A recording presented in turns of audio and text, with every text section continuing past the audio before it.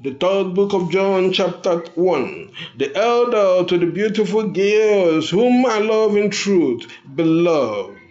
I wish above all things that you may prosper and be well as your soul prospers. For I rejoiced greatly when the brothers came and testified to the truth that is in you, how you walk in the truth. I have no greater pleasure than this, which is to hear that my children walk in the truth. You do faithfully what you do to the brethren and to the strangers, who have borne witness to your love before the churches. And if you take them on a journey as fitting for God, you will do well. For the sake of his names, they have departed and have taken nothing from the Gentiles. We therefore must receive them to be a help to the truth. I have written to the church, but their trophies, who wants to have preeminence among them does not receive it. Therefore, if I come, I will remind you of these deeds, which he does, waving evil words against you,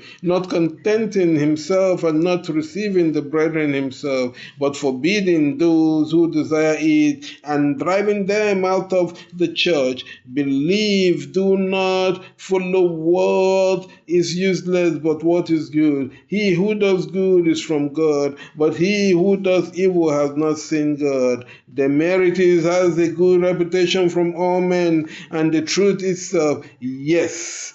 And we ourselves have a record, and you know that our record is true. I have many things to write, but I do not want to write to you with pen and quill, for I trust that in a little while I shall see you, and we shall speak mouth to mouth. Peace be with you. Friends greet you. Greet friends by name.